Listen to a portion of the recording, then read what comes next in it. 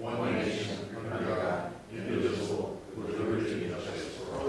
Public comments, we'll try and limit comments to 3 minutes for items not on the agenda. Is there any public comments for such items? Now will be the time to speak. Mr. Lavery?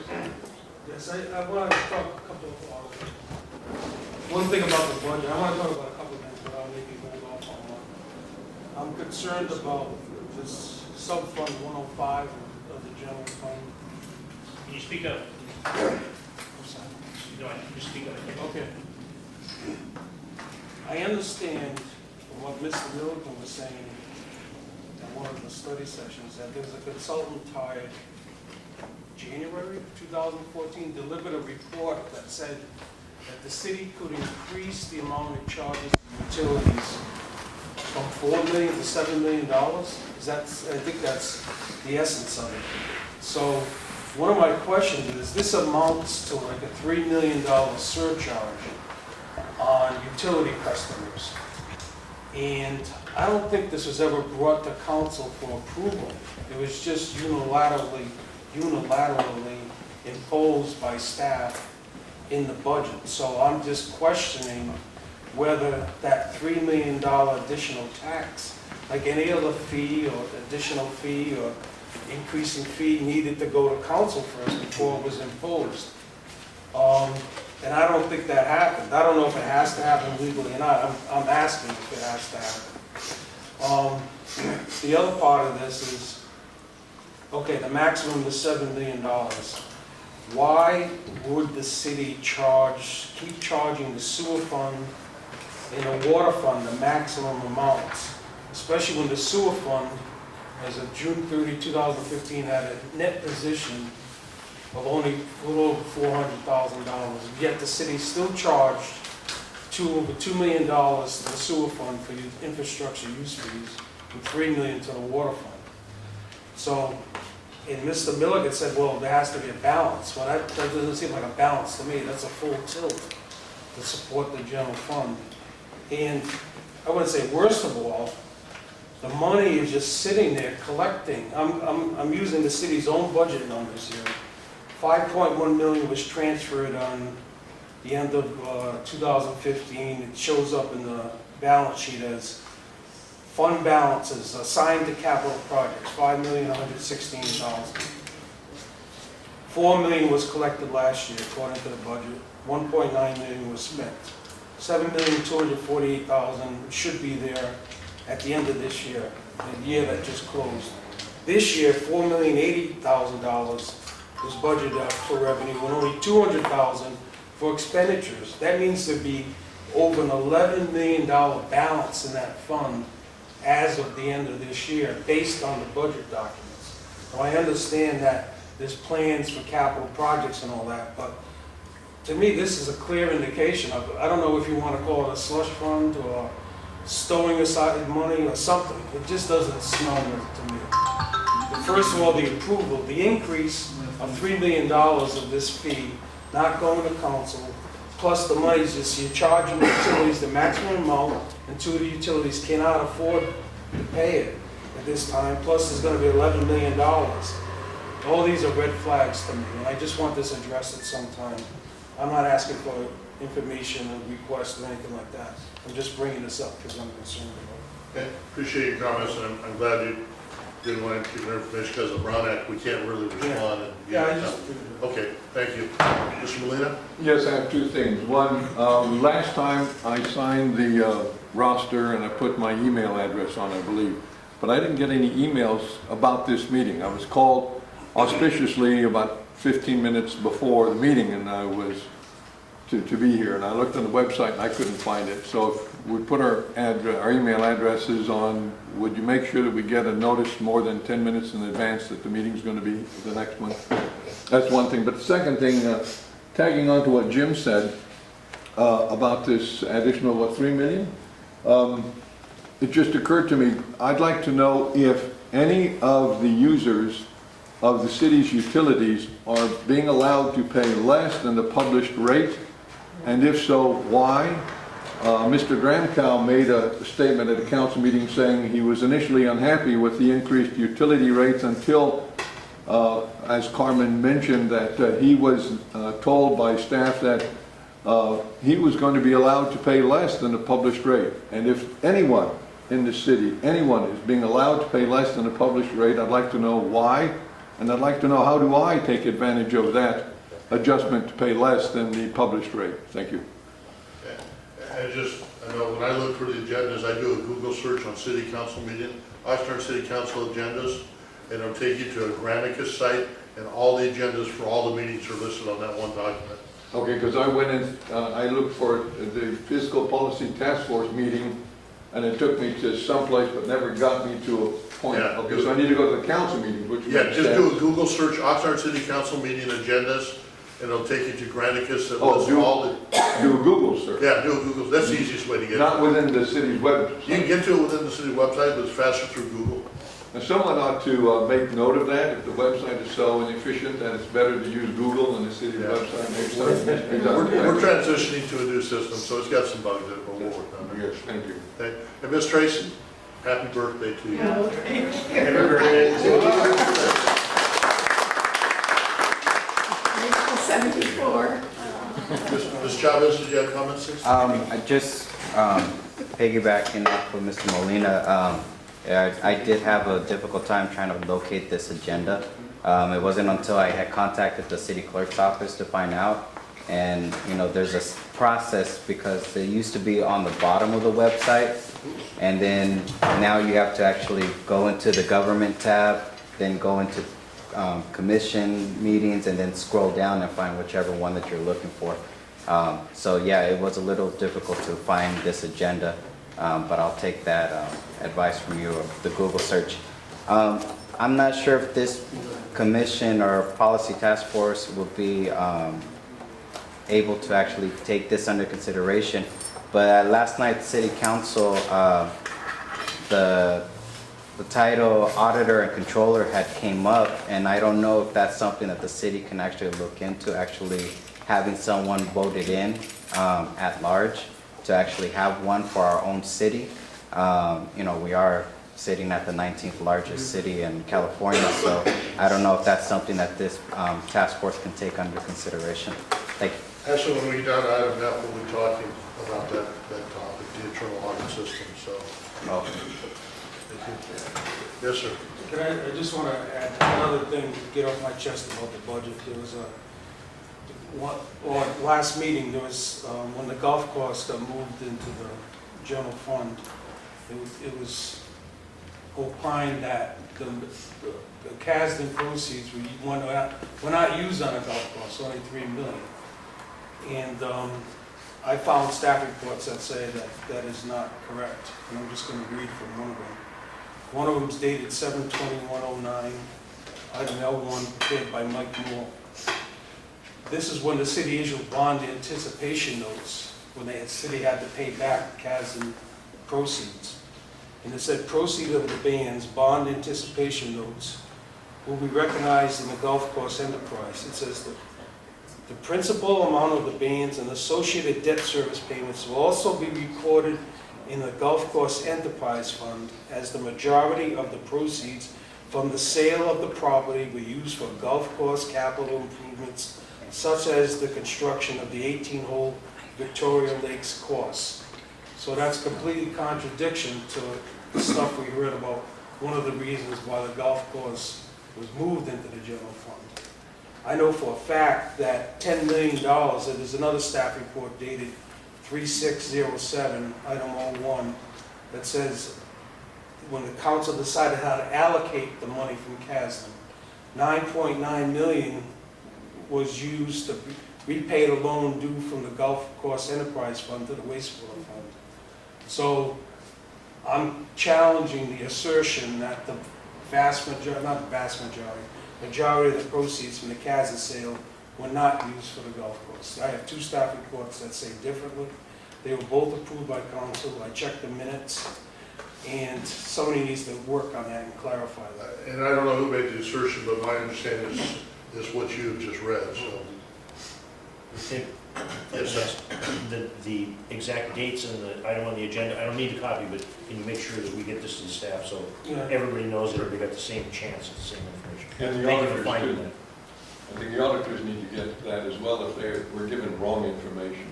Okay. That could cause them to be liable of bad information represented in their official I'm statement. sure that Ms. Casareno has taken copious notes here. Oh, there she is. I see her scribbling away, so. Okay, any other public comments? If not, we'll move on to the first item on the agenda, review and approval of the minutes. Councilman, review and chance to look at minutes. I don't remember I seeing didn't that. get any minutes. Did we get, did the minutes come out? Were they at the back table? I didn't see them back I there. didn't see them either.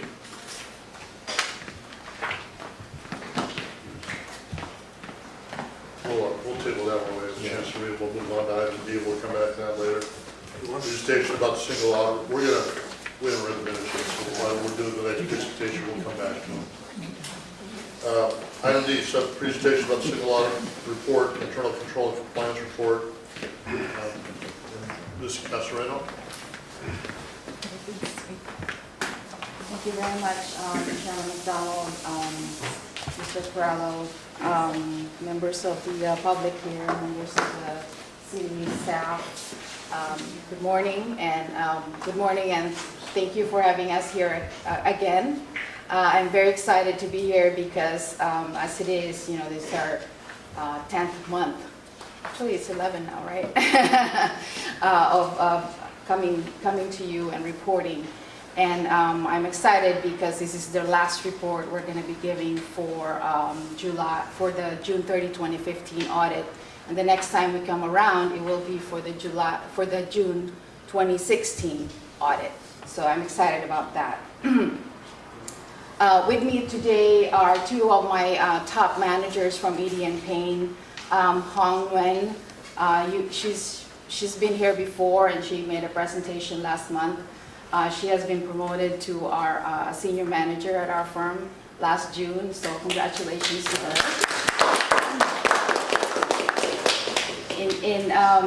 You know, we've been here 10 months and she really showed that, you know, she can be the senior manager now. So here you go.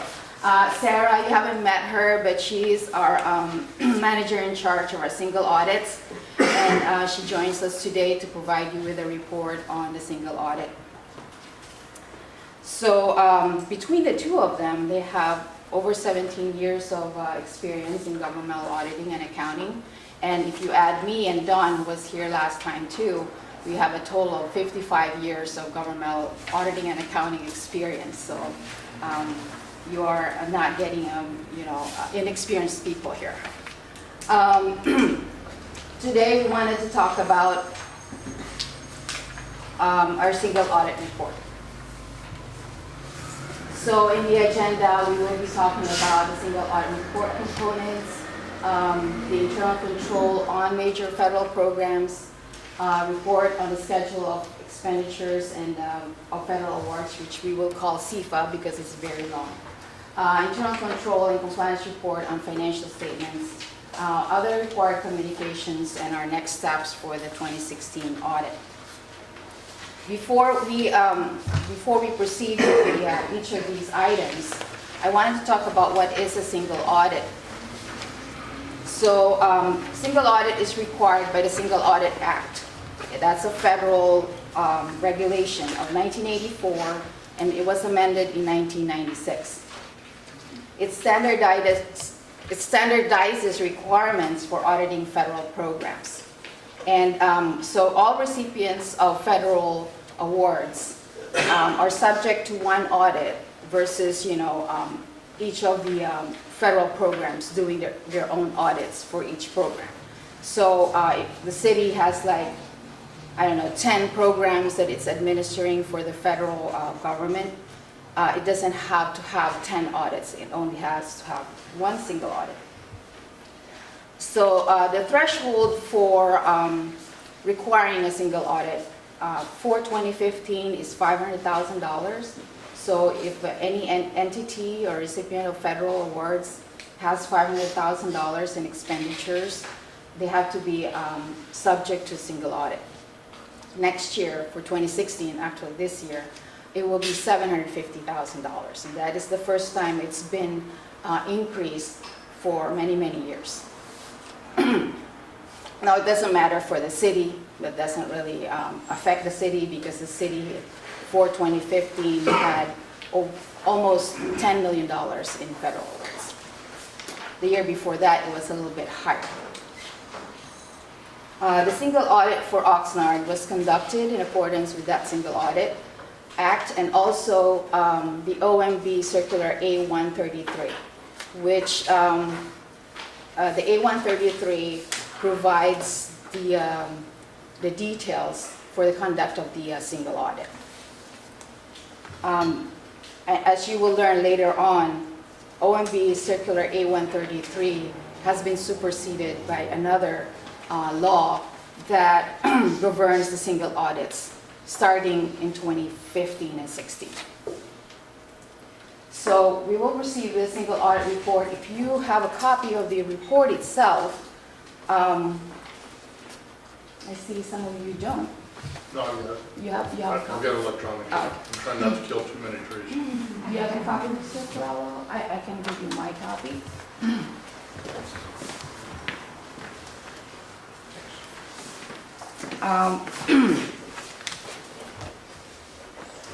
If you turn to the table of contents, you will see what we have on there. There's two different reports. The first one being the financial statements, internal control and compliance report that is required by government auditing standards. The second report is called the Internal Control and Compliance Report for major federal programs, and that only relates to the federal awards. The report on schedule of expenditures and federal awards is included in that second report.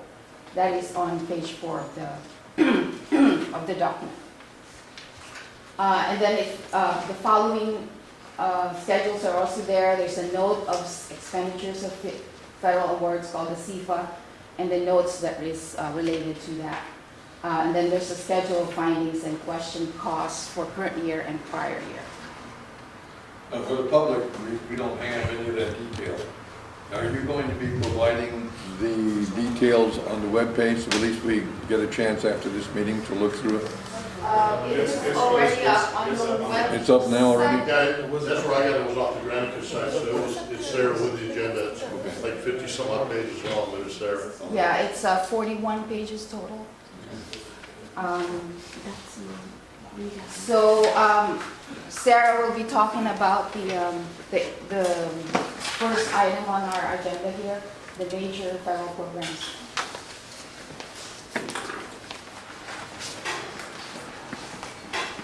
Morning. I apologize that you guys don't have a copy of the single audit report. That of course makes the presentation much more smoothly as we go with pages. But I will explain it to you, and if we need to, at some point, we can actually bring it up because we have. Can you speak up, because they tape the meeting and it's not here. Sure. Thank you. Thank you to the city councils and management to be here. I am going through the report, the single audit report. Usually it's not actually that long, but we do have, the requirement is also to include the financial statements, question costs, and any kinds of findings there. So you do have those in the back as well. The expenditures, the schedule of expenditures starts on page 9, and that includes all of your grants expenditures being expensed during the fiscal year of 14-15. Through after the schedule, starting on page 12, sorry, the notes to financial statements starts.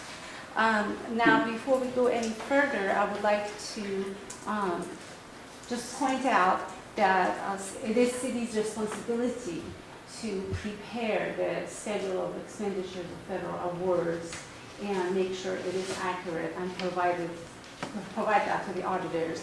Also, it is management's responsibility to compliance with the requirements of law, regulations, contracts, and of course, grant requirements. As auditors, we are here to just audit the schedule that management prepared and express an opinion. And your single audit opinion this year was unmodified, which is the best kinds of opinion you can receive. Congratulations on that. Then I just want to point out some of the important notes starting on page 12. Here, since the single audit can stand alone, we did include it. Question. Of course. Ms. Molina? No. Peterson? I never got notice of this meeting either, like most of the other people, but if you had sent out notice, it would have been nice to tell us to go to the website and download this. I have no idea what she's talking I about. appreciate that, we're gonna continue on, but I've got 20 copies coming down, and hopefully in about 10 minutes. That would be helpful. Because right now, I can barely hear her, and what she's saying makes no sense. Well, actually, the disclosure I was trying to refer to, it is just letting you know how much of the expenditures was expense on federal grants, which it was approximately 9.9 million out of the total of cities' expenditures, which it was about 185 million approximately. As our partner let you know, this audit is conducted based on, of course, general accepted accounting principle, as well as general governmental audit standards, and as well as OMB 133, which stands for Office of Management Budget, and that's where all the federal reports are being filed, and all of the requirements also as well comes from that office, ADC. We did have opinion on each major programs, as I said, and they were all unmodified.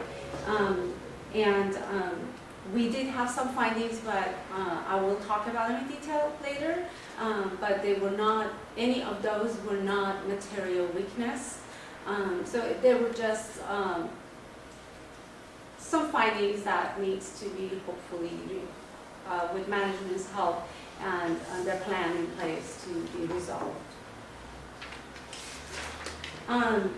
There is a disclosure for all of the subrecipients. As you guys receive some grants at city, you decided to also pass through some of these grants to other agencies, and there is a very nice detailed disclosure regarding those subrecipients that they receive some funds from your entity, and it is based on the department and detailed by the name of agencies who received these grants from you guys.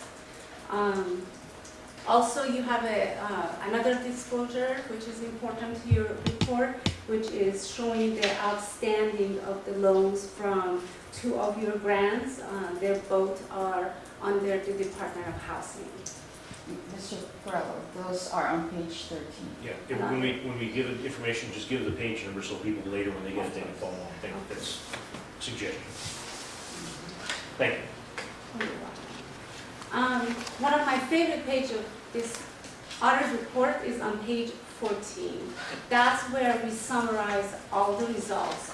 You will see on the top the opinion on the financial statements of the city, and if there were any weakness, which was significant weakness or just material weakness, as well as if we did find any non-compliance. And then on the middle of that page, you will see the opinion on the single audit report, and as I said, it was unmodified. Also, in this page, we do identify which programs basically from all the programs you had was tested. Last year, we did tested 5 major programs.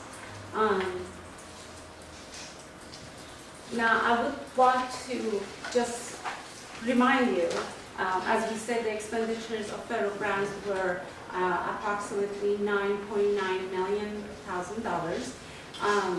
Out of that $9.9 million, the total amounts of expenditures testing came to $9 million, which is 91% of the federal grants was tested. And just having small 4 findings out of 91% of your grants, I just want to say it's not a bad findings. It might look bad, but it's really not. Now, we had 4 findings this year, and the findings for federal grants starts in page 16. Out of these 4 findings, 3 of them were significant deficiency. We had no material weakness, and one of the findings is not even significant deficiency. It's just others. It's not as, let's say, big a deal, and I will point that out to you. Unfortunately, you don't have the report in front of you. I don't know how much detail you would like me to talk about these findings. One of the findings that we have, and it's the first finding on page 16, also. Yes, Could you tell me what the abbreviations on the top of each column means? Of course. The MV stands for material weakness.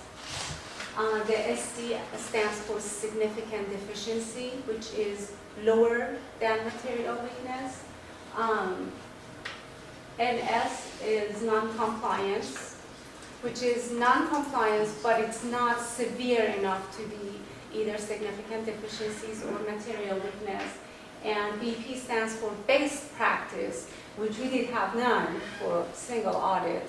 And those are the suggestions basically given to you as of this is the best practice and there is still room for improvement.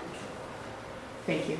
You're very welcome. quick question. Ms. Milliken, is part of your presentation going to go into the deficiencies discovered and how to address them, or? I think this would be a good time to talk about each of those, since we only have 4, to talk about the kinds of issues that were picked up. We'll be talking, my presentation will sort of follow the discussion of the weaknesses, internal control weaknesses identified in this report that relate to the financial statements. Okay. And they're in the cap. Because obviously any weakness is going to beg the question of what are we going to do about it? Exactly. Yes, ma'am. Hong can explain what those are. I mean, each of those items, we actually have a slide for that, but she can go up and do that right now. So that. Well, they can- once you go ahead and go through the weaknesses, then we'll address how we're going to respond to them, if that works. Because I'm going to just go over those 4 Okay. for single audit and how it is going through the city.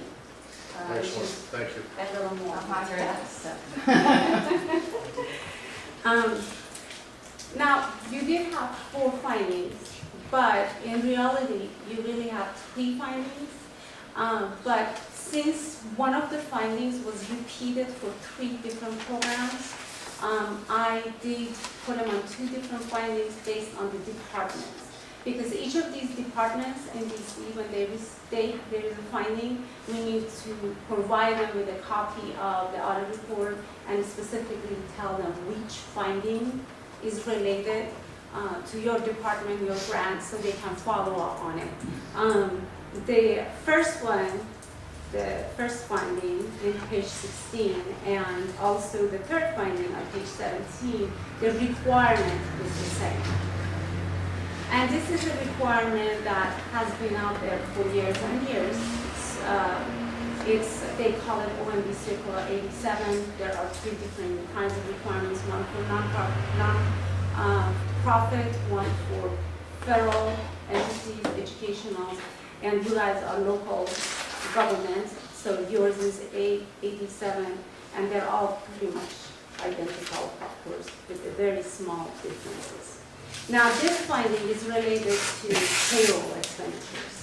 When you are having some grants and you are using those grants to pay for employees who are administrating or working on those grants, the federal government would like to have some kind of certification being signed by employees to let them know either they really spend it after the fact, they spend it all of their time, 100% on these federal grants, or how much of their time was spent on the federal grants, so you guys won't charge more than the percentage that was actually actual hours of time they spent on that program, specific program.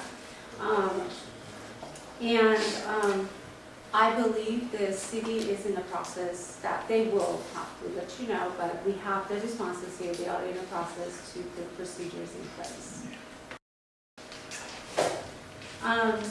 The second findings is on page 17, is about the subrecipients monitoring. If you as an entity decided to pass through some of your grants to other entities, and since you have done that, it is your responsibility, falls on you, on the city, to monitor these entities to ensure they are expensing them and using them accurately. Although the monitoring was done before the grants were awarded, there were no monitoring during fiscal year 14-15. And the third one we already talked about is the same thing as the first one, is regarding the payroll. And the fourth one, which is not basically, as we said, it's not a material weakness or significant deficiency, it is only a non-compliance, is regarding to admin costs, which Phillip usually gives you the guidance how much of the total expenditures during the year or revenue, which usually they are the same amount, you can use to administer that grant. And the question cost was very, very immaterial, only $8,000, but still you were not in compliance with those. And this is all the question costs and findings we have for this year. Please let me know if you have any further questions. Also, you can always contact us. Our contact name was on the first page of this. Next question. You said something about $8,000. Yes. What was that in? What was that in relation to? Let me give you more detail. You got, for this specific grant, you were allowed to use 10% of total expenditures on administrating the cost. And you used 11.17%. And the difference between 10% and 11% that you used is $8,000, which should have been used from general fund or some other sources, but it was used from the grant. And what was that compared to? In other words, if I'm looking at that, is that compared to a total expenditure of $9,000, which means you've got a major problem, or is that against the total expenditures of a larger amount? What should I relate that to? For this specific grant, the home grant, I'm just giving you some roughly amounts. I don't have the specific numbers in my head, but when we did calculated 10% of total expenditures, let's say it was $1 million, it should have been $10,000. Ms. Molina, it's on the bottom, when the copies get here, which are coming pretty quick, it's on the bottom of page 18, talking about the home funding pass-through. I apologize, I just don't have a copy. No, I understand completely. That's why we're getting them. But that's It what was it's about at. something about $80-something thousand. It was charged to the payroll for administrating of the program, but you were allowed to only charge up to $79,000. I'm just roughly making it up. And the difference was $8,000, which of course is not material. But it's about the difference between 10 and 11% of the grant. 1.17% of the grant is $8,000, so $750,000 to $800,000 grant. Expenditures. Does Councilman? this jeopardize us having to pay penalties or anything, or having to return any part of the grant? No. Tracy? And I just wanted to know, so is the city going to take any control over these things going forward, or just As what I they feel said, like. the city already have some plans in place. We'll be talking about Great, thank you. the control program and how we're going to prioritize that. Yeah, if you can still have the discussion, we have no intent of solving it, so. Teachers' pet. Yeah, unfortunately, I could believe that. Yeah, I know. Okay. Any other questions? Sorry, George. Okay, I'm glad everyone will have the report right now. How we kind of set up this presentation is Sara is our single audit manager, so she focused on the parts of the single audit report that were very specific to the single audit and the federal major programs. What I'm going to talk to you about are the reports that we have presented in here that are directly related to the financial statement audit. You know, we've been meeting with you for 10 months already, and you know, I don't think, you know, our findings here, what we have presented in this report should come as a surprise to you. I think we've discussed it many times, unfortunately. But, you know, this is the final end result of the June 30th, 2015 financial statement audit relating to internal controls. On page 1, this is our report. And it's very important to know is this is a report that's required under governmental auditing standards. We do not express an opinion on the effectiveness of internal controls. For us to be able to do that, we would have to significantly test under different standards all of the internal controls that are in place in the city. What we have done is we have assessed internal controls as part of a financial statement audit, you know, the basic statements. And as a result of that, we have come up with certain findings that are either material weaknesses, significant deficiencies, non-compliance, or you know, areas that we found that could use some improvements which we have indicated as best practices. Yes. Oh, because you're mentioning this, as a country bookkeeper, it seems to me in the past when these issues were identified, there would be something called a management letter. Did you send out a management letter, and if so, when and who got it?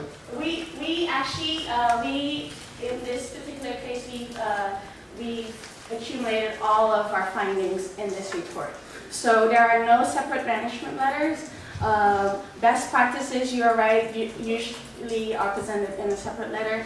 In this case, we felt that it was useful for all users of the statements, of the report, and therefore we have included all of the best practices in here too. And I'll go over the summary and the counts and the... And I apologize, but it seems to me when management letters were sent out, it was kind of an instruction to management, and you would want to have management acknowledge them, identify what they're going to do to fix a problem, sign it and return it.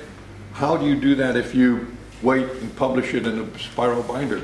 Is that a problem or not? Well, as with all statements that we present and publish, management has final review over them. So management has had the opportunity to look over all of our findings, and we're able to address them, which you will find in this report as well. And that's typical process. Yes, that is absolutely normal processes. We do not publish anything or, you know, findings or anything without making sure management is aware of them. And we have, you know, discussed them with them throughout the audit, preferably.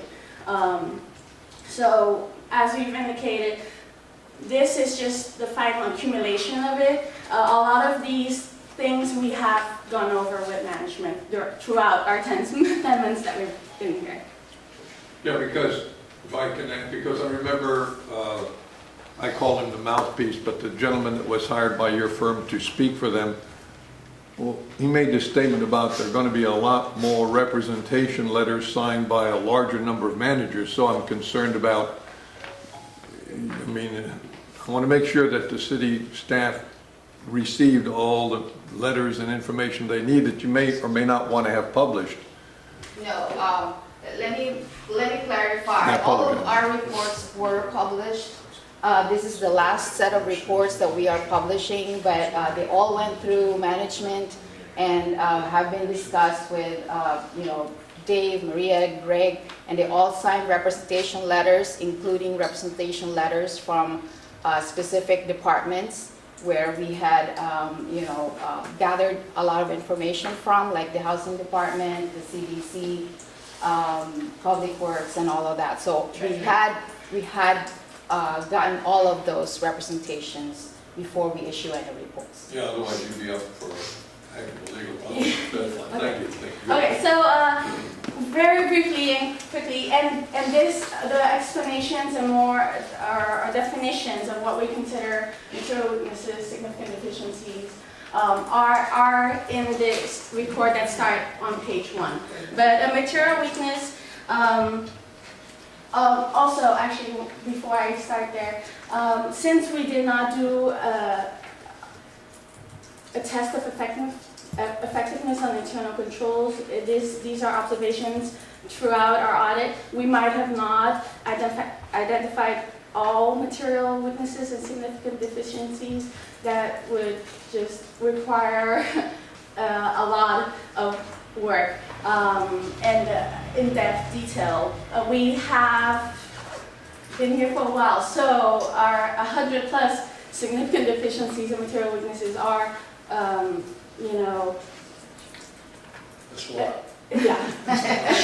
I want to almost say an enormous amount of findings already, but it doesn't preclude us from, you know, having found every single thing, you know, here in the city. Okay, so material weaknesses are a deficiency or combination of deficiencies in the internal control such that there is a reasonable possibility that a material misstatement of the entity's financial statements will not be prevented, detected, or corrected on a timely basis. You know, as we've discussed, there are many journal entries that we found. You know, most of those are material weaknesses, are direct correlations of the material journal entries. Significant deficiency are deficiencies, a combination of deficiencies in internal control that are less severe than a material weakness, but still very important to merit action by those in charge of governance. So we had many journal entries, but not all of them were material. A lot of them might have been, you know, still large in number, but not enough to push it over that threshold. And a lot of those we would have been indicated as having, you know, been caused or highlighted by a significant deficiency. And you're generally talking about the descriptions that are on the top of page 4, correct? Yes. Okay. Question. With the 107 that you found, Yes. would there be an equal chance if something slipped through the crack, would it be an equal chance that it could be something significant or minor? Or would only the things that would have slipped through the crack would be minor? Well, we do have a summary schedule. Well, I mean, basically, if we throw a fishing net out there, did the big one get away? Possibly. I'm not saying anything got away, but if anything did get away, would it be as equal a chance a big one got away as a little one? Did a tuna get away or a sardine? That's Can do we have I- an equal Can chance? I answer that question? We can't really tell because we didn't really do an internal control audit.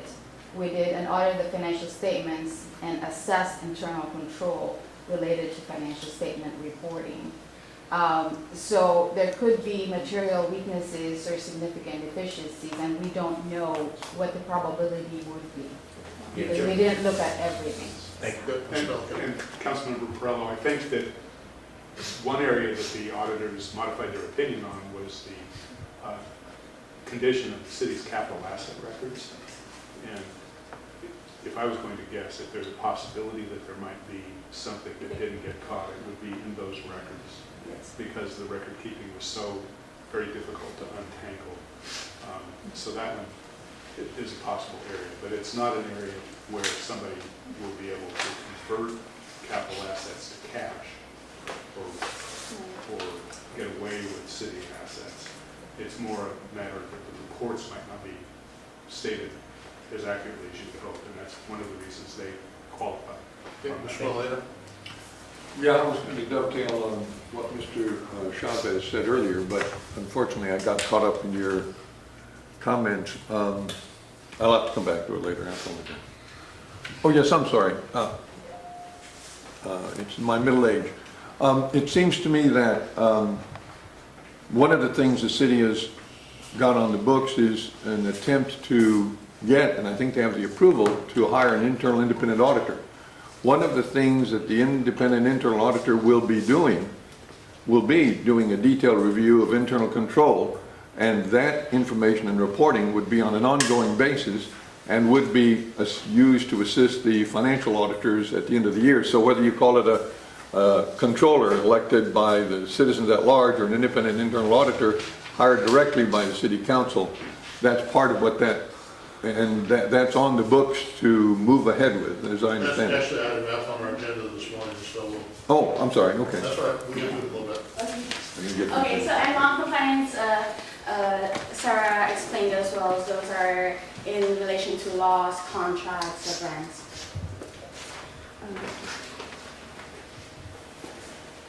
Okay, so how we set up our findings, schedule of findings, is we use the internal control framework. This is a framework that's been published by various entities, of which including COSO, the GAO, and the SCO. COSO, it's the Committee of Sponsoring Organizations of the Treasury Commission. They're the leading source. And then GAO, meaning the U.S. Government Accountability Office, and SCO, we all know, State Controller's Office. The major components that you see here are how we segregated our findings, starting with the control environment. Because the control environment is the foundation of the internal control system. It provides the discipline and structures of, that sets the tone of the level of internal control within the organization. It influences how objectives are defined and control activities are structured. Things that you want to think of as tone at the top, city council, management, how they organize or how they lead the organization and set, their priorities and standards for internal control. Then we talk about risk assessment. So as part of, setting the tone and having your objectives within the organizations relating to internal control, you then can do a risk assessment to identify which areas are your priorities and which need, improvement, or where you want to focus internal controls on. And these can be related to fraud, but also internal risks and external risks. So this is an overall assessment that we recommend that's being done by the organization. Then after you do your risk assessment, you can come up with your control activities, and these speak for themselves. These are the processes that you put into place to have your checks and balances. After you have your control activities in place, you want to make sure that you maintain your activities and they work effectively, and therefore you need a process of monitoring the control. Monitoring is not only to make sure that you check, let's say one of the controls is an error report. Monitoring could be related to having someone actually look at that report, right? And see if you have findings, and making sure that the report is still working, not let's say you have a system update and the report doesn't come out the same anymore, you have to make sure you monitor your controls and make sure that they still work effectively. And then on top of that, you need to have continuous monitoring to make sure that if there are different, environments or changes in the organization, that you put new control activities in place.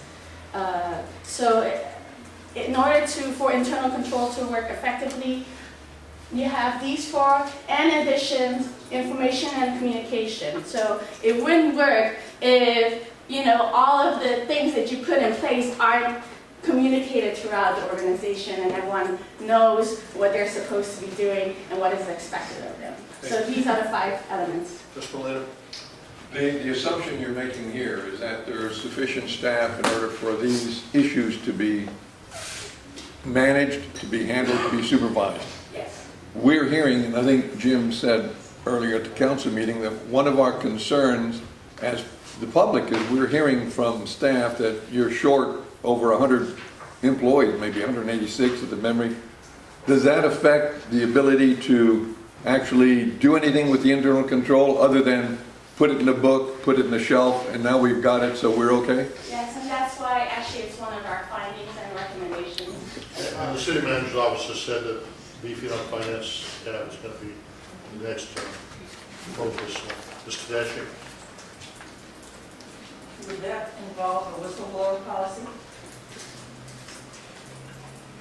I'm sorry, could you repeat? I don't know if it would or not, but I think that's a separate discussion. Councilman Perello has been working on that. And I don't know that it actually comes under, I don't want to limit it just to finance. It should be a citywide whistleblower policy. Oh, yeah. Okay, thank you. But Yeah, that's, but wouldn't dovetail under that, if you had a whistleblower program, they would have access to the auditors. They might be able to tell the auditors, hey, in spite of the fact that we have this nice book on the shelf, which we were told had happened over the last 10 years, the city manager and the finance director at that time kind of, in fact, I'd been told by a number of finance people that they were told by the finance director, it's only illegal if you're caught. They would, and they were desperately trying to get that information out, but they realized that if they said that, their heads would be chopped off. So the point being made here, we've heard that statement made. So in that regard, a whistleblower program would give more credibility to the executive managers and what they're saying and what they're writing down. So. okay, thank you. Along with this slide number 9, if you want to turn to page 15 of the report, that's our index that provides, it's really the start of all of our findings. If you kind of go through the pages, you'll see there are a lot of them. 107 relating to financial statements. And like I said, we have summarized them under the 5 elements, and under the control activities, in addition, you can see on the index that we've identified by specific financial statement areas as well. The report that how we've set it up is there's a number indicating our finding.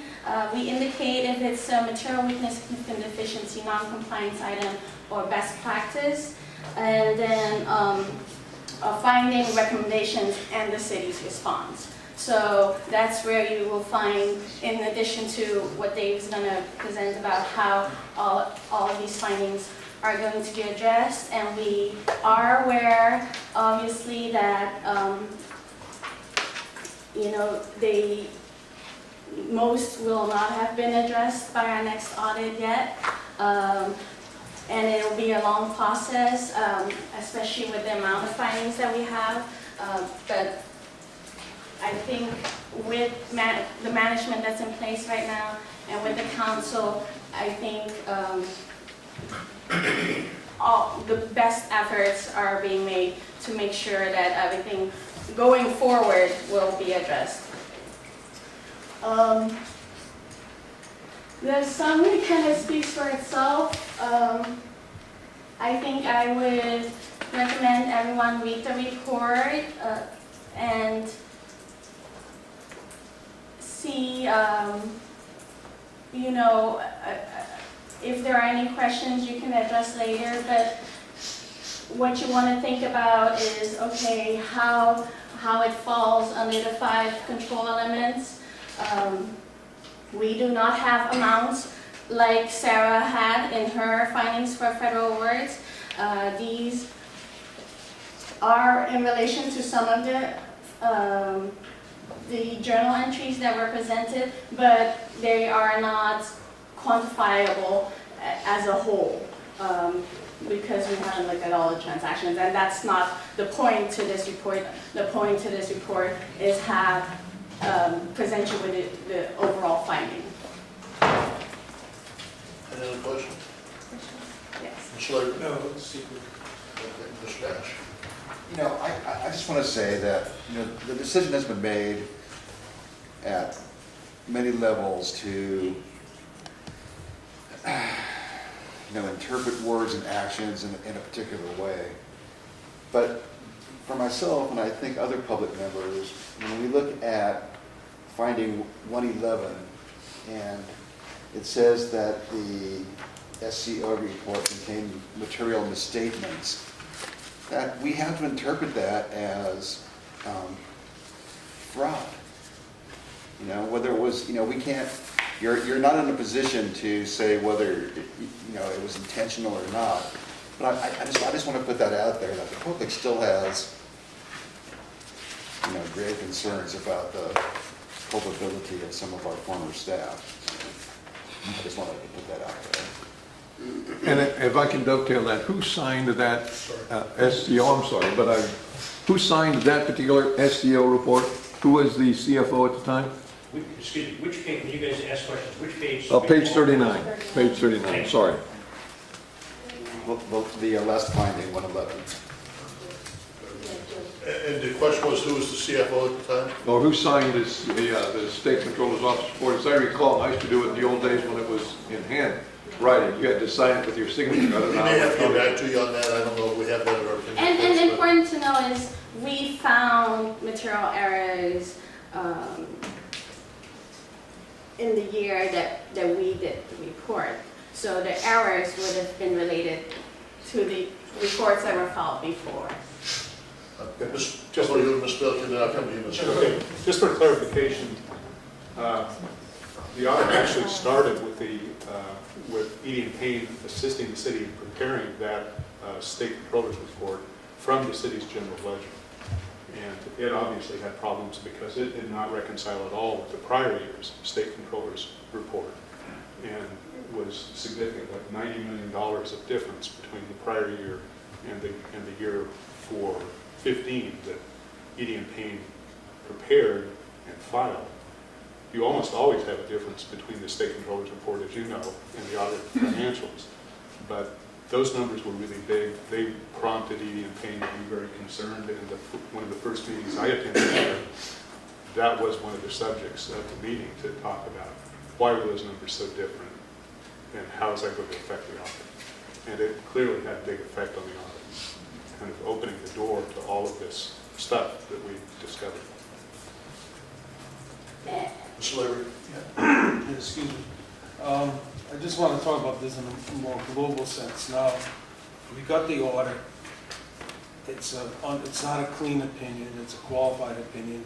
That's not good, no matter how you spin it. We got this with 107 findings, 63 of material weaknesses, so 60%. I wish somebody would highlight some of the most significant ones, just like the golf course. I mean, Mr. Ecker, is that his name? Said we have a lot to say about the golf course, but I haven't heard one word about the golf course mentioned yet. But my question is, okay, we got not a bad audit, a qualified audit. That's not good. We got all these findings. We got the state controller coming in. What does this mean to the city with the investors, with Standard & Poor's, with the ones who issue a letter of credit, are they gonna lower the boom on us? Are they gonna, are all these investment agreements gonna unravel? We're gonna have to pay $9.9 million to World Bank of Canada? You know, this is very alarming to me. Is all this debt gonna get downgraded?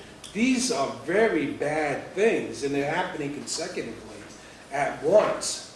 So, in the responses that the city has put in, from what I've seen, they're all cookie cutter, generic responses to the problem. So I'm kind of concerned about what the plan is to, you know, fix all this stuff. I guess that's what I'm saying. In general terms, we're talking with our creditors and other groups, and I think one of the things they look for is that when we go up there, we, one, tell them, yes, we have challenges. Two, we have a plan in place or design to address those challenges, which we do, and that's part of the internal auditor controller position, which we'll get to, and assure them that, you know, we're going to address these issues and move forward. So I think that's the discussion we're going to have a little bit later on. And I know the mayor has requested that when we get the internal auditor controller on board, or that system on board, that the golf course be one of the first things that gets examined, so I'm sure that will happen. Ms. Milliken, any other comments? Or? Well, some of the things that have been asked about what next, we'll have to do the presentation that I'm going to make about my own goals at assuming office as the chief financial officer. And we'll talk about those issues and what those are. And they focus, priority one for me is building the integrated framework essentially from scratch. So one final slide is, besides the single audit report, our final item that we issue is actually to the Board of Governance and Management. This is our required communications at the conclusion of the audit. And the components that are in there is just a lot of the things that we've discussed over the 10 months that we've been here in a letter form, the significant audit findings, if there were any difficulties encountered in performing the audit. I guess you can tell that there were a couple, but you know, nothing, we have resolved them, and that's why it took a little bit longer, but we've summarized it in there. Corrected and uncorrected misstatements, we have inserted the table that we presented to you. We are not giving you pages and pages of journal entries. It's a table, but if you know, if you wanted to see more detail, I'm sure you can discuss it with the finance department. Disagreements with management, that report, there weren't any. Management's representations, management consultation with other independent accountants. So that's where we explain how we view that role of the consultant's work. Other audit findings or issues and other matters. These, the letters we just delivered, so I don't think you've had the chance to look at them yet, but once they'll be distributed, you can have... in the next 7 days or so? Yeah, we'll get them. These are reports that just were on my desk this morning, relating to some agreed upon procedures relating to the River Park Discharge Authority and so forth. So we'll be posting those to the website and including them for this, probably, I don't know if they'll get to the council or be ready for the council before recess. It will be something that will come back. But we'll get them. In the interest of time, I'm shooting for us being completely done by 11 o'clock, so I think next is Ms. Casareno. Yes. You wrap up? I have one question. The letter that we received last night from the state controller, they're asking for the second page of the top paragraph, please provide working papers and necessary records listed in the attachment. That's going to be your firm's? Yes. Do you have any problems doing that? No, we won't have any problems responding to the state controller's requests. The only thing that we will ask from the city is to provide us with authorization to release those information. We will do that in writing. And also, we will talk about how much time we need and all of that with Dave as soon as we finish this meeting. If there is any problem with the city giving you authorization, will you let us know? Okay. Thank you. I'm sure we'll. Yes, so last slide here, we are scheduled to do a presentation to the city council on July 19th. I'm not sure if that's still the case, but that was in our calendar. We will submit the single audit report to the federal clearinghouse today or tomorrow. That will be involving us, Dave and myself, certifying the single audit report. And then we begin the fiscal year 2016 audit. We have already started discussions with Dave and Christine and Maria and Greg about doing that, and there will be obviously changes in our contract. Mr. Perello had asked that last time, and we had taken it into consideration. We are proposing an amendment or a new contract, actually. State controllers reports, we will still be filing those, and they will be filed timely. They have changed the deadline for submitting the state controllers reports. So they hopefully now the audit and the single audit report should be the same. We will also have Measure O agreed upon procedures. We are in the process of talking with Dave about the procedures that we're going to do for Measure O and how when we're going to do that. With that, thank you very much, and we look forward to next year. Any final questions? For Sara, I'm getting better. Yes, you are getting better.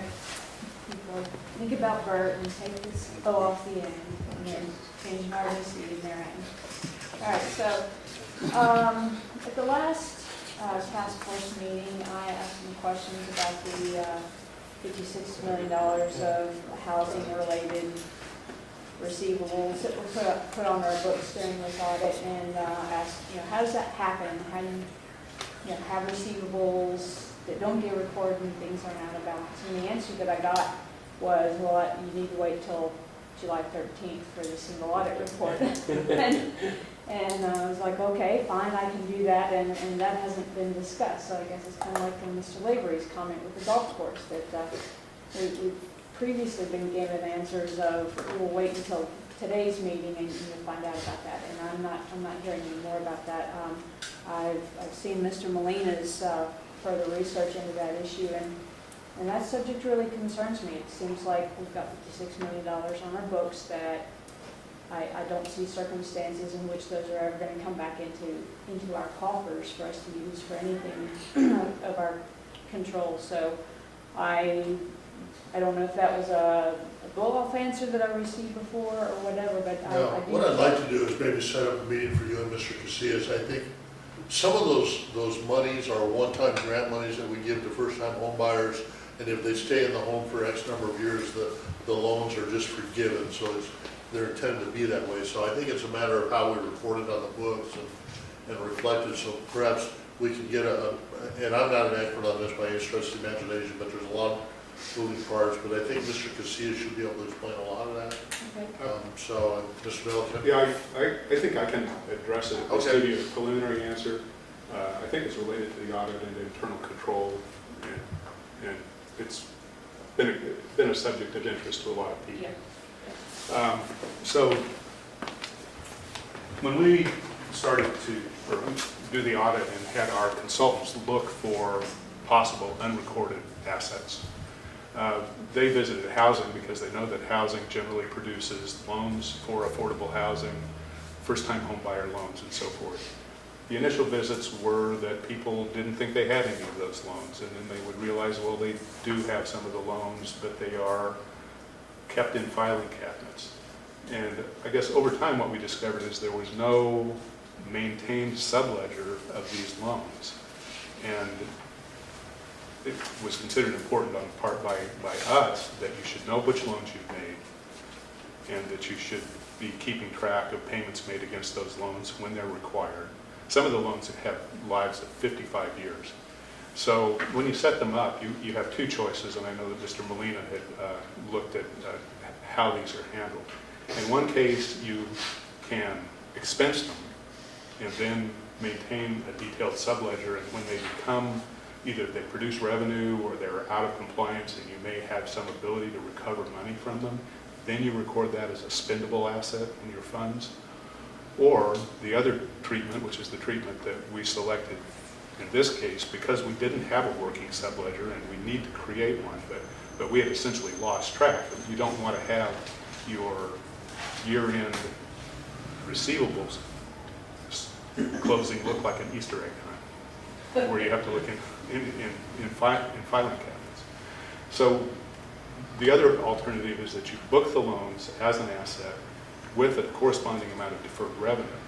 So it's not really, I mean, it doesn't look like a loan in a normal business's books, but it identifies that you've got that loan. Some of those loans are not forgivable loans. Some of those loans are just 55-year loans that may have balloon payments at the end. So we considered it important to make sure that those stayed in the general ledger, because it was clear that decentralized record keeping related to those loans was not working. Actually, you could argue that centralized record keeping wasn't working very well either. But we just thought that the system that we had in place, if we didn't record them in the general ledger, there was no immediate likelihood that we would have a good system to control and service those loans in the future. So we took that decision. Is it the case that any funds that end up coming back in, I mean, are those the city's funds? Do those come from grants? Are they restricted in what they can be used for in the future? They usually become program revenue. So they come back and are recycled into affordable loan programs and make more loans. So there's no way that they can be converted. It's never going to be something that's cash that we can do something. No, it can't be converted to general fund use. It's kind of restricted forever at that point. And we still have a ways to go on our record keeping and getting everything in order. There was a legal notice in the paper last week about the foreclosure. The city of Oxnard was listed as an interested party.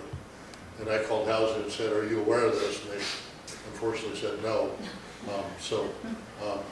We have some room for improvement. I think we're working on that. And in that particular case, it was a home improvement grant that we'd given someone in a mobile home park, and then they unfortunately passed away, and the element was in foreclosure. So we stepped in to make sure that our interests were protected. So, but we've got room for improvement. Mr. Molina, you have a comment? No, that's fine. So one of the things we'll be looking at is there are firms that provide loan servicing for these loans on a regular basis, so they keep track of revenue, residual program revenue, and so forth, and make sure that your record keeping is straight. If we're looking at creating a new system, we'll have to compare the cost of building a new system in-house to the cost of contracting out, and we're not sure how that will turn out yet. But several cities have chosen to contract out this work because it doesn't really reflect the main mission of the housing departments that are making the loans. They like to make loans and help people, but they're not really strong on administration. Did that get you closer to what you need? Over time, then, will there be, as you decide that this particular loan is forgivable, that one, there will be large, basically write-downs of that asset? You credit the asset and debit the deferred revenue. So the balance sheet effect is to shrink both liabilities and assets. I see both of you shaking your heads yes, so I'm presuming that was a good answer. No? Okay. Question?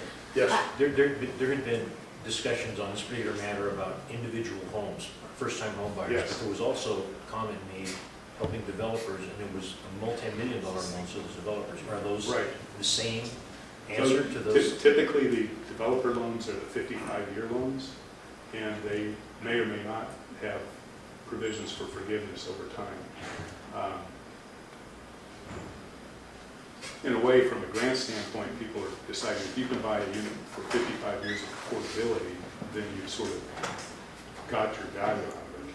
I think the important thing is that you want to have them on the books, and you want to have somebody look at them to make sure that they're complying with the terms of their agreements, because that's what they do with whether they're maintaining affordable status, whether they're actually maintaining the facility properly, and fulfilling all the obligations that they agreed to in order to get the loan.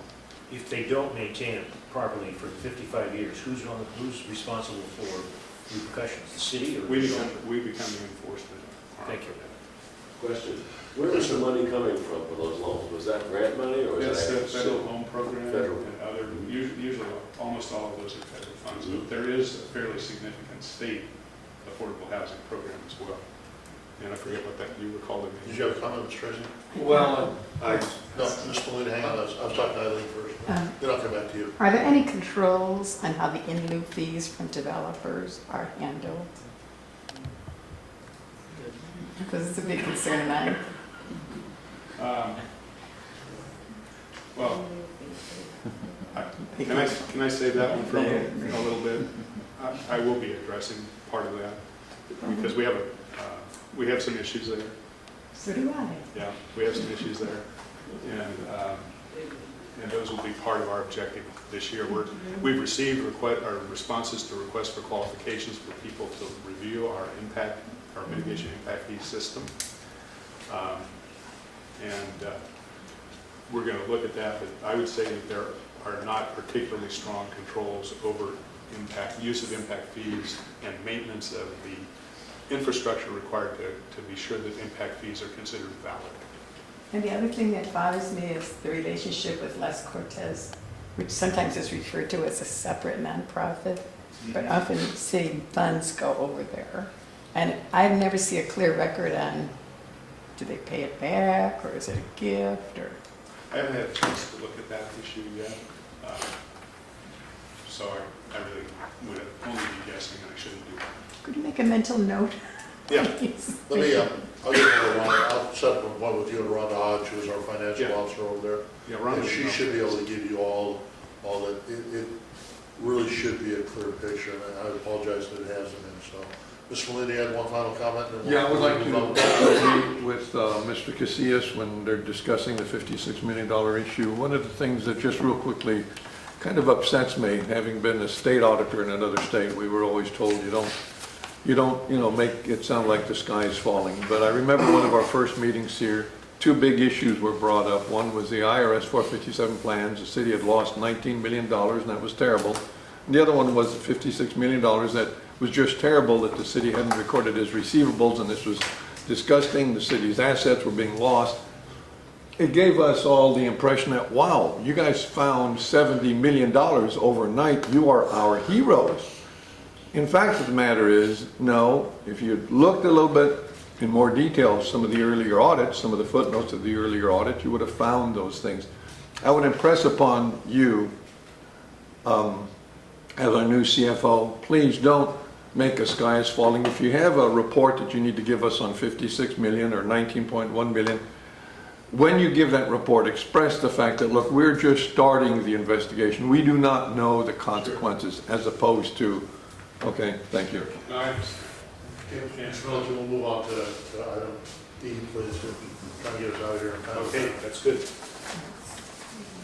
So I'm going to have to do this fairly quickly because we want to have some time to talk about the internal audit program. Okay. Before we leave. So could you go back to slide 8, please? Oh. I'm sort of new but not new to the city, and I've been thinking pretty hard about this because in my experience and in the experience of many of our consultants and our auditors, the situation in Oxnard is unprecedented. This many internal control weaknesses, this many correcting journal entries required to deal with the financial statements, and a whole host of issues that we have to work with. So I wanted to just say that the to-do list includes these 107 plus 128 issues from the organizational assessment, plus everyday new issues and new important things to work on. So the city has to deal with its legacy problems, or what I call the legacy problems, and it has to deal with the fact that it has to serve a city of 207,000 people.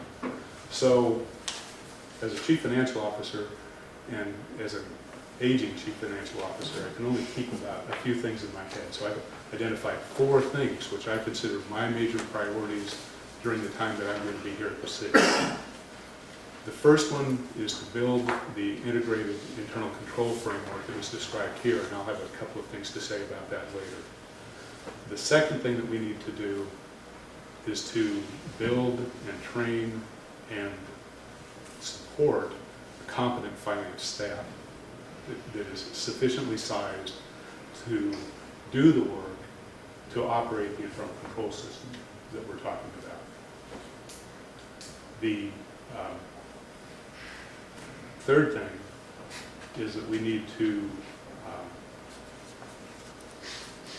have good relationships with the capital markets. Mr. Lavery was concerned about that. We actually have a series of meetings happening this week and next week to talk to our letter of credit bank, to talk to Standard & Poor's, because they're going to receive this information and questions will be popping. And so we need to talk to them and be in front of them. In mid-August, we have some other meetings scheduled. So during the course of July and August, we're going to be talking about those things. The fourth thing that I consider a major priority, and it's not something that will be completed probably while I'm here, is that with respect to the impact fees, the mitigation impact fees and so forth, is that the city needs to have financial infrastructure in place to let it afford the facilities and services that are going to be required if it reaches its build-out population, which right now is, I think, the current general plan build-out population is about 280,000 people. We're now at 207,000, so the city would have to build a city of 75,000 if it reaches build-out. And Oxnard has still, even with its, even with the ag preservation measures in place, has a lot of flat land near the California coast. And having been in a city where it never seemed like something was going to get going until it finally did, it's really important to have the infrastructure in place before the boom hits really hard. And we're in a version of that boom right now. That's going to happen again. And the city needs to have good infrastructure, good methods for financing the assessment districts. Clearly, the old strategies for assessment districts didn't work. We have to know how to do CFDs, and that whole process is going to need a lot of work. So there's 4 things: build the integrated framework, train and develop, hire, train, and develop staff. We have 4 candidates identified going through background check to fill some of the positions that were approved. Finding high-quality people is not easy, but we have been very pleased with the people who we have been able to hire, and so I think that we have a good shot at that.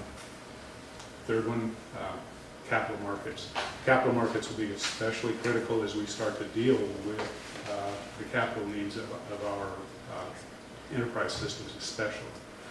So that's a big deal. The other one is on that, I don't know if you follow Stephen Covey's 7 Habits of Highly Effective People, but one of the things he talks about is one of the things you should concentrate your attention on are things that are important but not urgent, because this financing the future question is important, but it's not giving you the kind of tyranny of the urgent signals that you get from day-to-day operations in the city.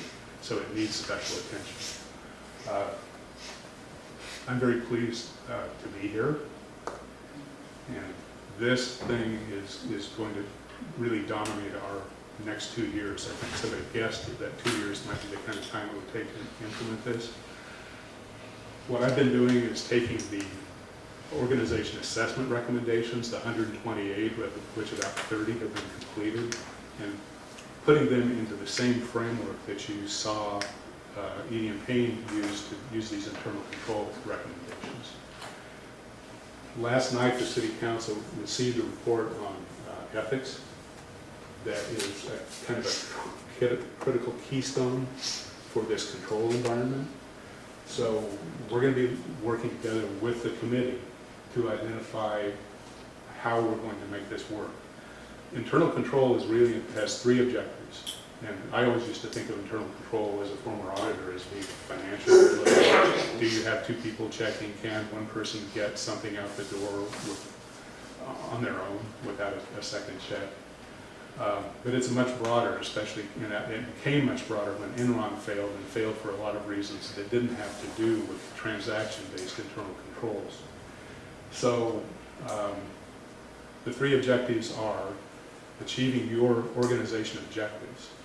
That immediately moves you into the entire organization from a control standpoint. The second one is to do accurate and timely financial reporting. And the third one is compliance. And we can tell you, as a result of some of the findings in the organization assessments, some of the adjustments that have material effects on the city's financial statements, that compliance has been a big problem. And that comment that Mr. Molina said about legality is the kind of thing that just chills my spine. That's a world that we want to completely eliminate, where if you don't get caught, it's okay. And a lot of what that could explain, and if that was really true, that could explain a lot of what we found as we came in. So we're not going to do that. We have to work with the city council to build the control environment. Risk assessment is really important. I think that we can internally do a fair amount of identifying what risks we face. Examples that I see are lack of training and lack of successor planning, because finance was just slammed when the CFO, the controller left, and now the budget officer has had to leave on family leave. So we have huge holes in knowledge blown into the finance department as it was trying to deal with all of these issues. And extremely weak documentation, extremely high reliance on particular people caused finance to be very strongly affected and very much weakened by what was going on.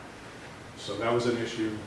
That issue of not caring, or apparently not caring about compliance with laws, regulations, and council policies is a major, I would consider that a major risk factor. It's something that has to be addressed immediately.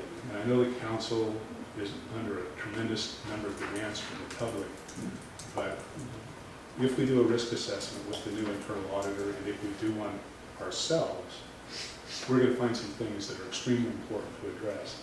Now, I am a little concerned because I know the council has identified specific areas that it would like the internal auditor to address.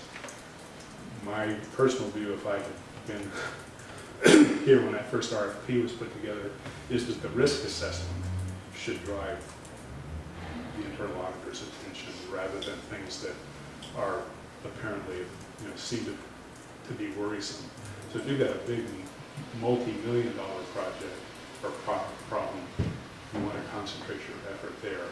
And one of our risk assessment issues is going to be, in my opinion, enterprise financing and enterprise solvency. So we have to look at that, have systems in place to monitor it, and be sure that we are doing whatever we need to make sure that those systems are stable and safe. But there are a number of other issues, of course, that will come up, but that's the one that, maybe the one that keeps me up at night right now. Any comments, questions? Mr. Nash? Thank you, Mr. Whitaker. What really concerns me, and I don't know if this is in your purview, but there are several inadequately funded liabilities that the city faces, such as the seawalls, the golf course landfill, 99-year lease, the impending acceptance of the gravel pits, the ferro pits out off the vineyard, the Halico slag pile if the city decides to accept that responsibility, and the Orman property with agricultural runoff, the legacy pollution from fertilizer, DDT, the power plant tank farm pollution that's no longer there, but I'm sure the pollution is still there, and the pollution from the transformers at the switchgear yard. So I mean, these are, they haven't been part of our discussion, but I think that they, if they aren't on the city's radar and your radar, they absolutely need to be, because I don't, No, that's. we're talking about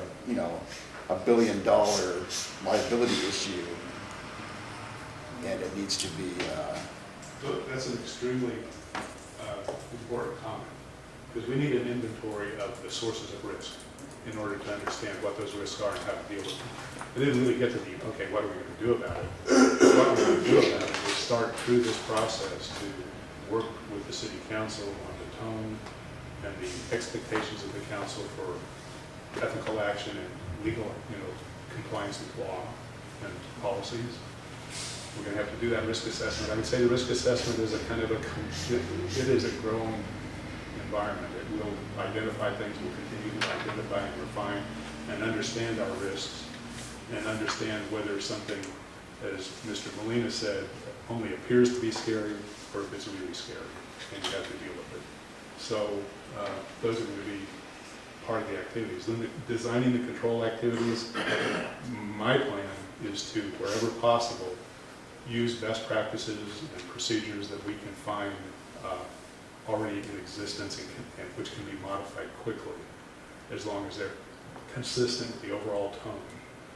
And that will include using the GAO Green Book, which is the standards for internal control for the federal government, is the primary guiding device or guiding source for what the government internal control framework should look like. But it also means using the GFOA budget standards for starting to improve our budget document. And we could think up a bunch of things that we think are cool, but what we want to do is stick with stuff that is proven and which does not require us to invent a lot of things on our own, because that will take time and may miss some things that others have already considered. Mr. Miller, you had a comment? Yeah, when I was listening to the discussion at the city council meeting last night about NIHOF's contract renewal, I found myself rooting for Bert Perello when he was talking about the process and the evaluation and lack of standards and stuff like that. It appears that you're on the right track with what you're coming up with. But how will we know we're there? Do you have any kind of quantification of some of those 4 items that you mentioned, so we'll know when we're there, or if we fall short, how far short? I'm really early in the process, Okay. so I think that we will create a structured process where we can keep track of what objectives we set for ourselves and whether we're meeting them. It will be constantly changing, but I think there are some core things that we can definitely go after, because really what we're doing here is rebuilding an infrastructure of control and analysis and understanding that has not existed for a long time. Mr. Molina? Yeah, this is more of a question for the city attorney. Given that I think I could get a hold of the people, there was one of the finance directors was also a CPA and had to leave almost when she started, and her response was that she had to leave because if she complied with what Ed Perello told her to do, she would be in jeopardy of losing her license, and she was not about to do that. Other people have made other statements, some of which I've mentioned here. I can get the names of those people. Can't you use them as evidence in a criminal case that these people knew what they were ordering, intentionally ordered, that violation of laws occurred, and make them responsible at some level for the intentional mismanagement, intentional malfeasance at best, and even intentional felony actions they did? Or do we just say, well, you know what the heck, they're only paid $200,000 or $300,000 a year, we can't really hold them to a high standard. And if we take that position, what are we telling all of our current and future executives other than steal as much as you can, as fast as you can, because this city ain't going to do nothing? I'm sorry, but this is just a public, I appreciate your comments, but I think we've got to go far afield here, but perhaps Mr. Molina, or Mr. whoever the heck you are, Mr. Fisher, I just and we'll talk afterwards. If you want to submit that information to me, you can do that. I know you have my email address. Yeah, but I think the public would like to know as well. Is it doing that, does that provide you with what you need to move forward, or am I just spitting in the wind? I don't like to get caught by my own spit. Is No, that, I would We're not here to say discuss submit the information to us legal like issues like that, that. so submit me the information. could we put that on the agenda for our next fiscal Yes. policy meeting, please? And that way it would be on, and we could get a report from the city attorney on that, please? I'm fine for that. You okay with that, putting on the agenda? I'd like that on Well- the agenda. Thank But you. frankly, those are closed session discussions with the council. If you get me the information, then we will look at what you're putting out there. Oh, I didn't know. And it's not something that, as far as potential litigation that the city engages in, that we have as a public discussion typically. But you're saying you've had discussions of this in closed session, did I understand that, Well, Steve? we can't discuss what we've talked about in closed session, but. No, I know, but you can give me the subject matter, that's within the Brown Act. I mean, that sounds like you just told us that you've had discussions No, I about. didn't No, say that. he said it would be a closed session discussion to be had before we move forward. Get the information to him, and we'll have him evaluate it, and if it needs to go to council in closed session, we'll go from there, but we won't consider it. So Well- I want to move on to the audit system, so we can Yes. try to get out of here. I'd like to ask a question before we get off this. Number one, Phil, I appreciate the questions you're asking, I really do, but when you go off kind of like into the worst case scenario, that kind of hurts the question. You ask damn good questions, real good questions. Yeah, but this is not a worst case scenario, this is a But scenario with the public that we but talked when- about. When we talk about giving the idea that people can steal money and stuff like that, I mean, please don't go there. I mean, just throw them- We don't know that. We're paying taxpayers' dollars. We know that people have walked away with the city in the dump. And, we're being told that there's, assets that haven't been posted. We want to know, if this was intentional on their part, how do we hold them accountable? Phil, you'd like to know, I'd like to know. Hang on. I'm going to stop the discussion here because we've got really far. Yes, sir. I apologize. Council member, if you want to talk to Ms. Molina afterwards. Okay, I'd like to ask some questions. One question. I appreciate the information you gave me. Three comments you made, and if you can clarify them, I appreciate it. Sure. I appreciate what you just said up here. I really do. You said we need to achieve the organization's objectives. In your mind, what are the organization's objectives? So the organization's objectives are, first of all, right now you've taken your first steps toward kind of an objectives-based control through the budget process in the strategic priorities that you've established and the business plans related to strategic priorities. That is not the whole range of objectives for the city, which could get down to the detailed level of how frequently you trim trees, what kinds of standards you maintain in terms of cracks and separations that you tolerate in sidewalks. The control environment in an organization extends across all of its operations and varies depending on the activity. So they're not just financial objectives, although you could have financial objectives like building your reserves or saving money for a project that's coming. Those are different kinds of objectives, but they're all objectives. Because my concern is we have strategic meetings with the public, and we ask the public what they want, and they come up with a Christmas list, but we never tell the public we don't have enough money to fill the Christmas list, and we get the cart before the horse. And if comes a time when you need to rein us in and tell us flat out, you guys are making promises you can't, you're writing checks you can't cash, I would hope you can tell us that, and I think you will. So like if we tell them we're gonna have parks and we're gonna have soccer fields, and it's like, we ain't got the money to do it. The second question, I really feel for you guys in getting qualified people to work in finance. At one time, in the gas crisis, petroleum engineers were paid premiums, they were paid bonuses. A very good friend of mine's brother was given a Porsche as a signing bonus.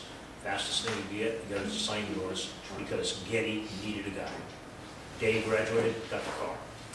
We need to do that kind of stuff to get good people in finance. And this is a two-part question. When we get people that have experience and they're coming from other communities, I appreciated your comment. Should be some sort of standard. We don't need to reinvent the wheel.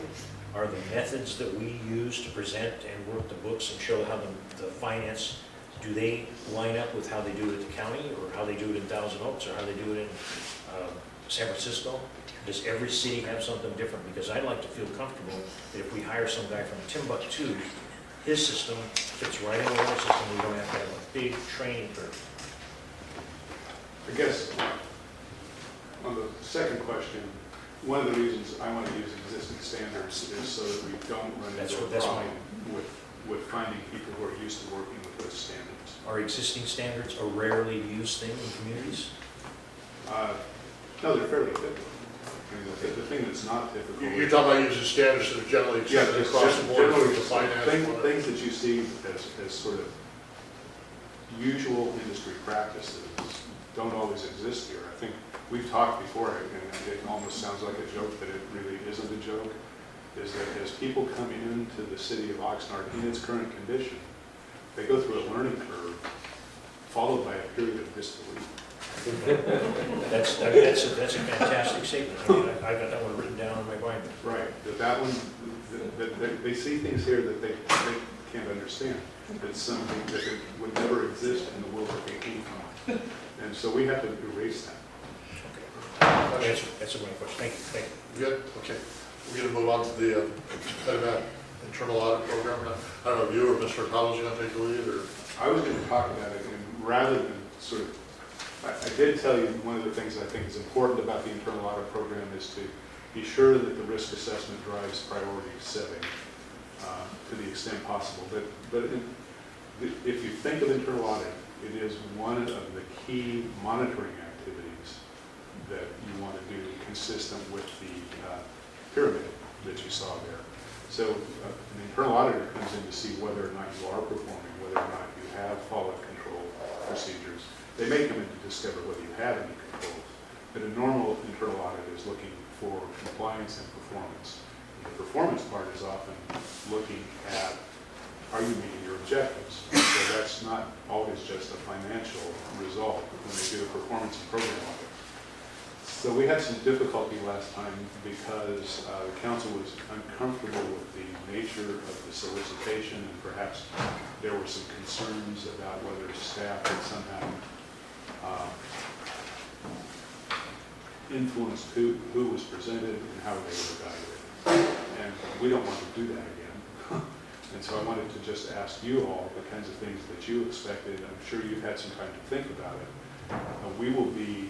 Our plan right now is to not issue a request for proposal because I don't think you can define the specific scope yet. I think that you do the risk assessment, define what projects you want to do, and then talk about cost and scope. And if we just laid out a bunch of projects without doing the risk assessment, you may end up either changing your contract or wasting money because you're not addressing your highest priorities. So I just wanted to get your feedback about thoughts you have about how you'd like to have this structured, what kind of staff participation you'd like to have in the selection process, and we have inferred and would plan to do the broadest dissemination of the RFQ that we could to make sure that firms all are notified and have a chance to respond.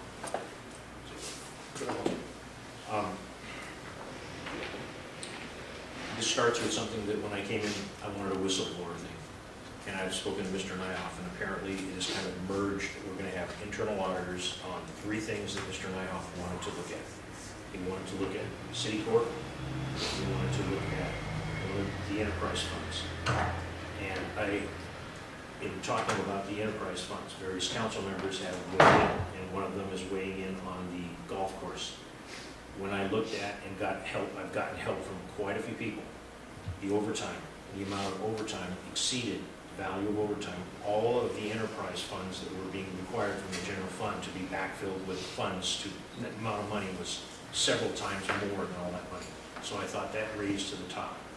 I've also gotten advice that if we handcuff and put blinders on the auditor, that you can only look at this, this, and this, if you bring in somebody who's good and they see something else but they haven't got the authority to look at something else, that may not be the best thing, which kind of, I think, sounds like what That's consistent with my recommendation about risk assessment. But the other part is, I didn't realize that this auditor was all of a sudden now going to morph into the whistleblower. And so that's kind of come as a surprise. I thank you. I want it to go as wide of a field as possible. I want, you and I have had discussions, I want the biggest to the littlest, everybody a fair shake.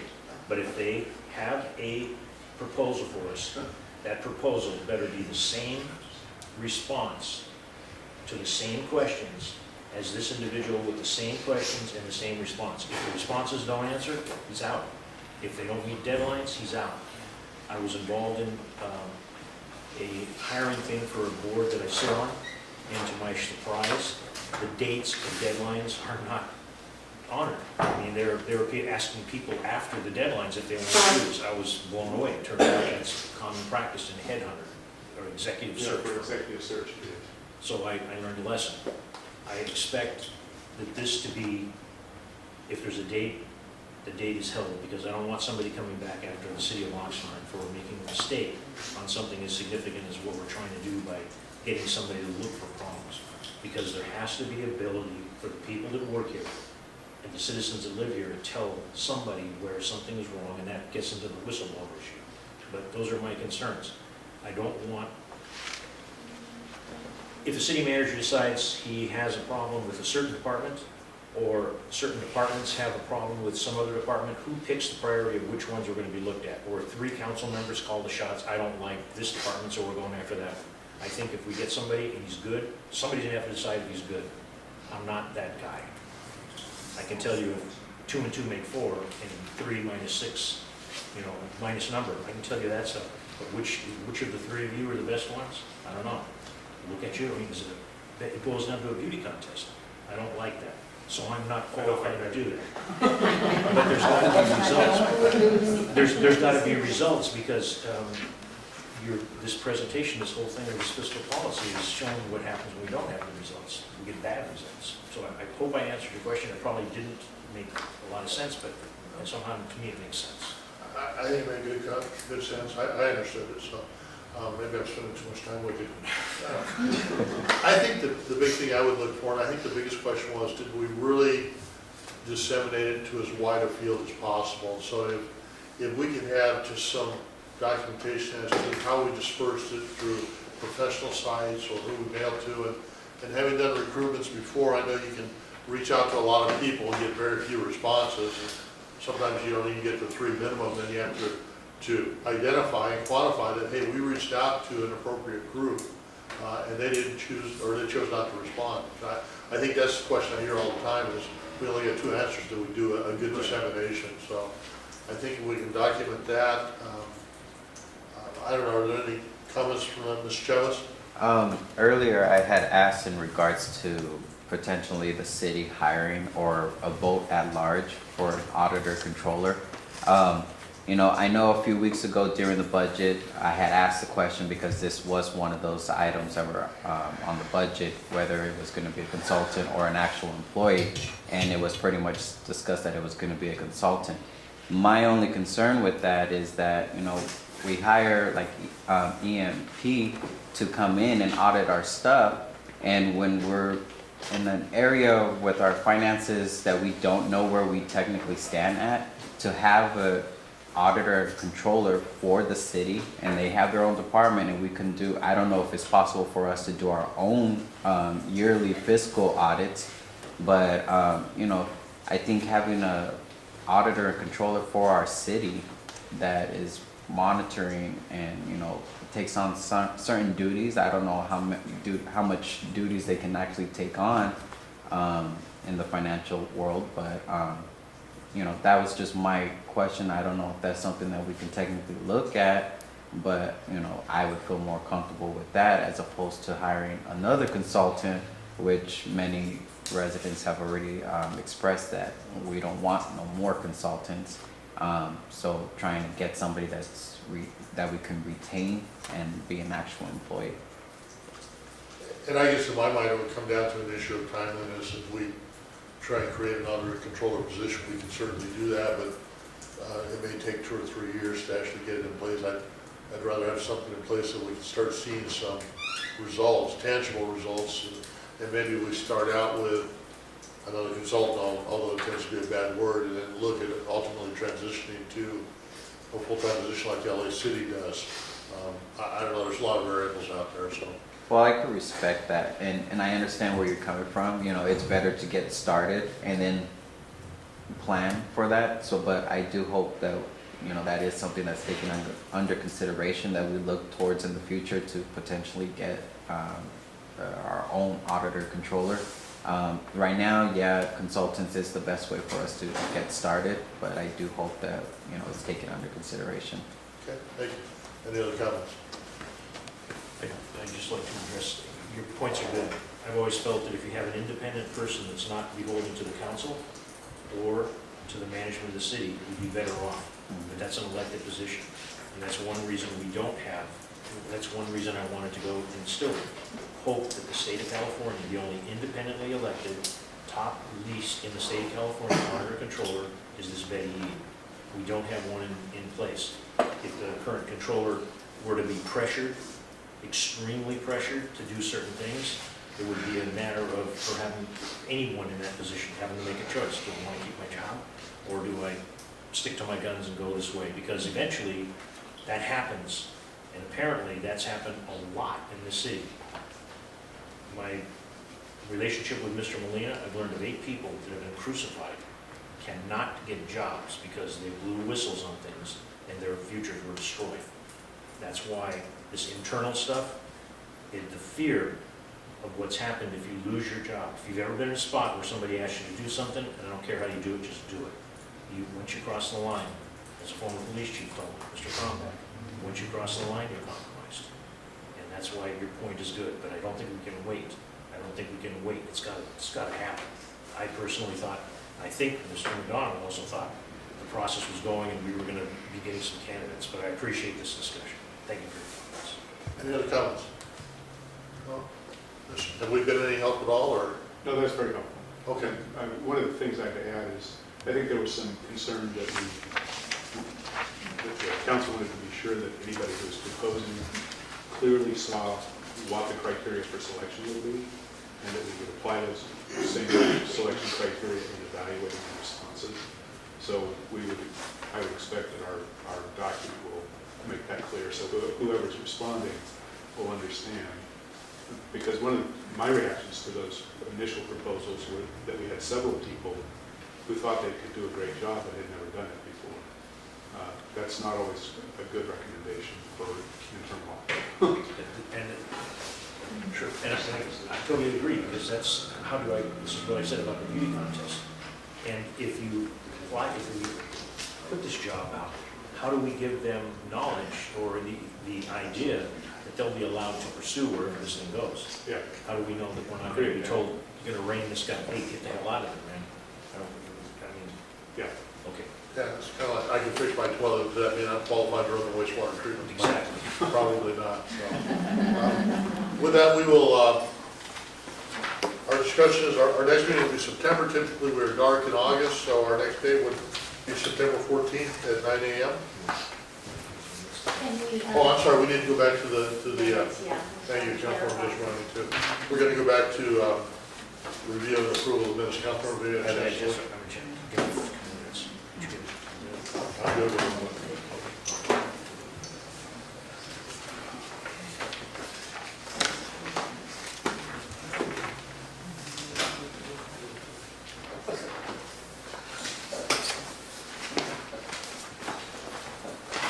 And while we're doing that, I want to tell you that I'm going to be talking to Mr. Totto. I think you're over the IT section.